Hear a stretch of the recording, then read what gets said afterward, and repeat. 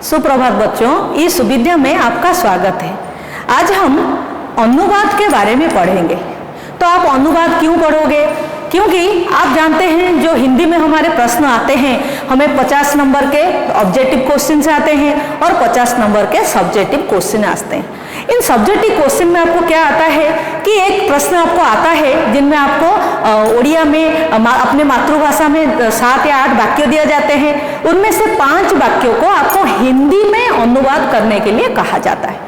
तो हिंदी में जब हम उसको अनुवाद करते हैं तो हमें उस 5 प्रश्न के लिए 5 वाक्यों के लिए हमें 10 नंबर मिलते हैं। तो हम जब हिंदी से उड़िया में अनुवाद करते हैं तो बड़े आसानी से कर लेते हैं, लेकिन उड़िया हमारी मातृभाषा है इसलिए हम इतने आसानी से कर पाते हैं। लेकिन हिंदी में हिंदी भाषा की कुछ विशेषताएं हैं। तो बच्चों आइए इन विशेषता को हम जानते हैं, जिसके कारण हिंदी और दूसरे भाषाओं में क्या अंतर है ये अगर हम जान ले तो हम क्या कर सकते हैं, अच्छे से ठीक से अनुवाद करके पूरे 10 नंबर से 10 ला सकते हैं। तो बच्चों आज हम क्या पढ़ेंगे? आज हम अनुवाद पढ़ेंगे। तो पहले अनुवाद क्या होता है? अनुवाद का जो शाब्दिक अर्थ है उसका अगर हम अर्थ देखें तो उसका अर्थ क्या है? इसका अर्थ है किसी के बाद कहना, अर्थात किसी के पीछे किसी को कहने में अनुसरण करने को हमें अनुवाद कहा जाता है। या फिर किसी भी भाषा में वाक्यों का पूरा अर्थ देने वाली वाक्य क्या होता है, किसी भाषा में ये क्या होता है, पूरा जो अर्थ देने वाला एक भाषा में यह एक छोटा सा अंश है। वाक्य एक छोटा सा अंश है किसी भी भाषा में जो कि पूरा अर्थ हमें प्रदान करता है। तो अनुवाद क्या होता है? किसी एक भाषा में वाक्य हो सकता है या वाक्यों को हम दूसरी भाषा में लिखना या पढ़ना या फिर व्यक्त करने को हम अनुवाद कहते हैं। तो अनुवाद क्या है बच्चों? किसी एक भाषा के वाक्यों को दूसरे भाषा में लिखना या पढ़ने को हम अनुवाद कहते हैं। तो आइए पहले देखते हैं कुछ ऐसे होते हैं हिंदी भाषा में, कुछ ऐसे बच्चों होते हैं नियम विशेषता जिनको हम जान ले तो हम आसानी से अनुवाद कर सकते हैं। पहले तो जो अनुवादक होता है, अर्थात जो अनुवाद करता है, एक भाषा से दूसरे भाषा में अनुवाद करता है, वह क्या करता है? उसे दोनों भाषाओं की पूरा ज्ञान होना चाहिए। दोनों भाषा को अगर वो पूरा तरह से जान ले तब वो आसानी से अनुवाद कर सकता है और सही ढंग से कर सकता है। तो पहले वाक्य में बच्चों देखिए 2 अंश होते हैं। एक आपका उद्देश्य हो गया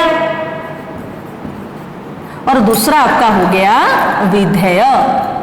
तो हम कह सकते हैं उद्देश्य क्या है? उद्देश्य है वाक्य में जो कर्ता है वाक्य में, आप जानते हैं कर्ता कौन है? जो कर्ता का अंश है उसे हम उद्देश्य कहते हैं और क्रिया के अंश को क्रिया को हम विधेय कहते हैं। हम खा रहे हैं तो हम यहाँ पर कर्ता है तो ये उद्देश्य है और खा रहे हैं ये हो गया आपका विधेय। तो जो कर्ता है वो किसी वाक्य में एक पद या अनेक पदों का समाहार हो सकता है। वैसे क्रिया भी वाक्य में एक पद या फिर अनेक पदों के समाहार हो सकते हैं। पहले हमको क्या करना है? अनुवाद करने से पहले हमें जो मातृभाषा में जो वाक्य हमें दिया गया है उसमें हमें कर्ता और क्रिया जो कि हर एक वाक्य में मुख्य पद होते हैं उन्हें हमें पहचान लेना चाहिए। उन मुख्य पदों को हमें पहले चयन कर लेना चाहिए, देख लेना चाहिए और मन में उन दोनों को पहले हमें अनुवाद करना है। इस कर्ता का अनुवाद क्या होगा और क्रिया का अनुवाद क्या होगा, फिर उनके साथ आने वाले अन्य पदों को धीरे धीरे हमें अनुवाद करना चाहिए। जमती पिला माने गोटे उदाहरण मु तुमको ओडिया रे गोटे वाक्य दउची हैला। गजपति महाराजांकर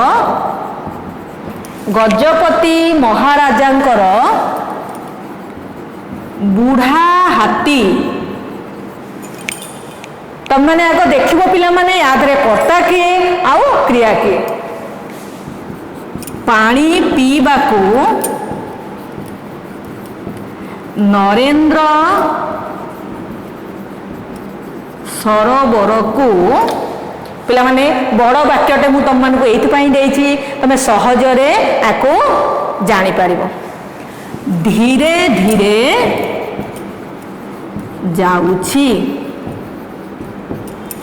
तो बच्चों पहले इसमें हम क्या पहचानेंगे, उद्देश्य और विधेय को। तो उद्देश्य यहाँ पर कौन है, हाथी। कौन जा रहा है, हाथी। तो ये करता है, यही आपका उद्देश्य है। क्रिया कौन सा है, जाऊछि। तो हिंदी में वो क्या बनेगा, जा रहा है। और हाथी ये आपका कर्ता और क्रिया का अनुवाद हो गया। अभी हम क्या करेंगे, जो कर्ता के वो विशेषता जो बताते हैं, कर्ता के जो विशेषण है, संज्ञा के जो विशेषण है, उनको हम अनुवाद करेंगे। तो हाथी की विशेषता कौन बताता है, गजपति महाराजंकर बूढ़ा। तो गजपति महाराज का बूढ़ा हाथी। तो क्रिया का कौन बता रहा है, धीरे धीरे। तो गजपति महाराज का बूढ़ा हाथी धीरे धीरे जा रहा है। तो ये आपका पहले खत्म हो गया। फिर हम कौन बच गए, जो अन्य पद बच गए, पानी पीबको, पानी पीने के लिए। फिर बच गया नरेंद्र सरोवर को, नरेंद्र सरोवर की ओर। तो बच्चों इसी तरह अनुवाद किया जाता है। तो अनुवाद में पहले हमें क्या करना है, उद्देश्य और विधेय को ढूंढना है। तो उद्देश्य और विधेय को अनुवाद करना है। अनुवाद करने के बाद उद्देश्य के साथ जो उसके विशेषता दर्शाने वाले जो पद है उससे अनुवाद करना है। फिर क्रिया के विशेषता को दर्शाने वाले पदों को अनुवाद करना है। फिर क्या करना है हमें, फिर के जो बाकी जो पद बच गए उनका अनुवाद करना है। तो बच्चों आप जैसे जानते हैं कि हर एक वाक्य में, भाषा में जो वाक्य होते हैं उनकी संरचना या गठन शैली अलग अलग होती है, भिन्न भिन्न होती है। तो पहले हमें उन संरचना को, उन जो शैली को पहले हमें समझना होगा, उन पर ध्यान देना होगा। तो हमें क्या करना है, आप जानते हैं, पहले दिमाग रख लीजिए, हिंदी और ओडिया भाषा ये दोनों में संरचना लगभग समान है। हम तो हमेशा क्या करते हैं, हमारे तो ये हिंदी विषय में हम ओडिया से हिंदी में अनुवाद करेंगे, तो इन दोनों का संरचना लगभग समान है। कर्ता क्रिया इनमें जो संपर्क है ये लगभग समान है।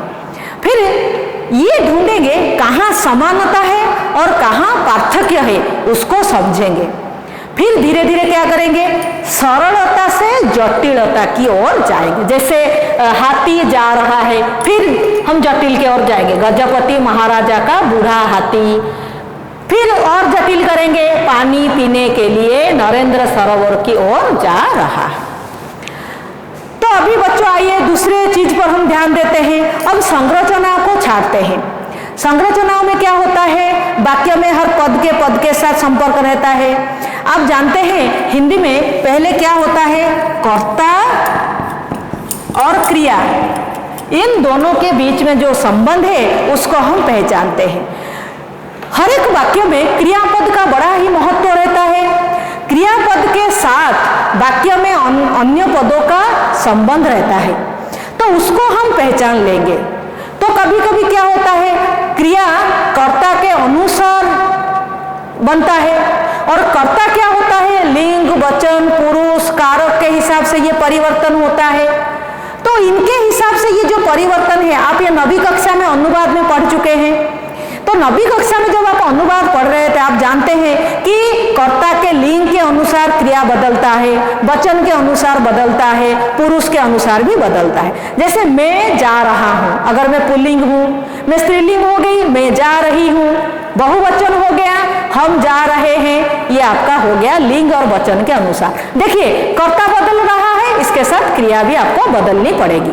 फिर पुरुष के अनुसार, पुरुष में क्या होता है, तो पुरुष में मैं आपका उत्तम पुरुष हो गया, मैं जा रहा हूं, लेकिन उत्तम पुरुष का बहुवचन में हम जा रहे हैं। फिर मध्यम पुरुष में तू जा रहा है, तुम जा रहे हो, आप जा रहे हैं। फिर अन्य पुरुष में वह जा रहा है, वे जा रहे हैं। तो देखिए कैसे परिवर्तन होता है। फिर कारक के अनुसार भी आपके वाक्य परिवर्तन होते हैं।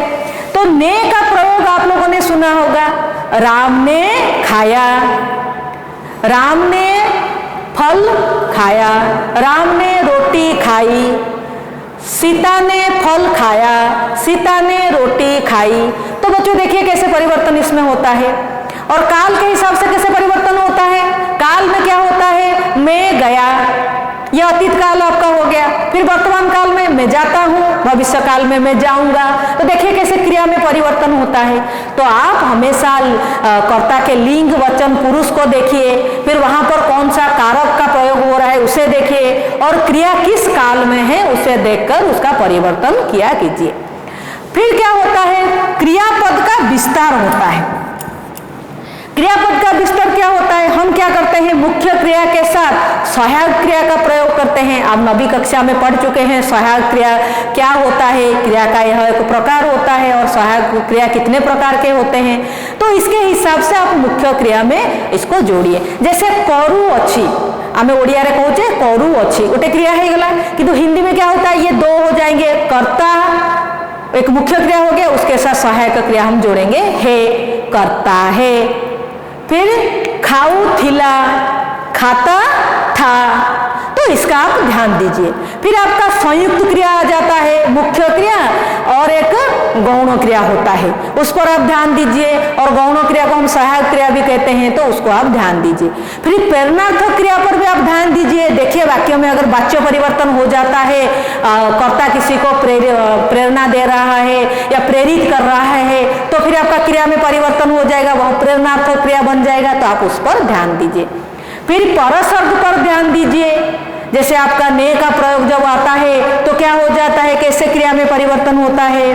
फिर आपके परसर्ग जो संबंध कारक परसर्ग है, राम का भाई, राम की बहन, राम के दोस्त, ये आप 9वीं कक्षा में पढ़ चुके हैं कैसे संबंध कारक के द्वारा आपके का के की इसमें परिवर्तन होता है, तो इस पर भी आप ध्यान दीजिए। फिर बच्चों आपका कर्म और क्रिया इनमें भी संबंध है, इस संबंध के अनुसार भी अर्थात कर्म के अनुसार भी क्रिया में परिवर्तन होते हैं।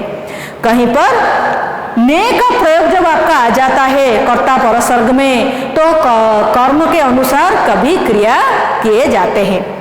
तो बच्चों क्रिया का जो अपना रूप है वो क्या होता है, इस कर्म के अनुसार वो बदलता रहता है। देखिए बच्चों, राम ने फल खाया, तो ये राम के अनुसार नहीं हुआ है, कर्म के अनुसार खाया हुआ है। अगर मैं यहाँ पर रोटी लिख दूं तो रोटी खाई, राम ने रोटी खाई। तो इसी तरह क्रिया कर्म के अनुसार भी बदलता रहता है। और बच्चों कर्ता पद का विस्तार भी होता है, जैसे कि हम जानते हैं कर्ता के अंश भी होते हैं, उसका विस्तार होता है। जैसे एक वाक्य में कर्ता है घोड़ा, घोड़ा चौरू अच्छी, तो घोड़ा चल रहा है। अगर उसका विस्तार हो गया काला घोड़ा, कौड़ा घोड़ाटी चौरुची, तो घोड़ा पुल्लिंग है, तो आपको क्या करना पड़ेगा, काला घोड़ा चल रहा है।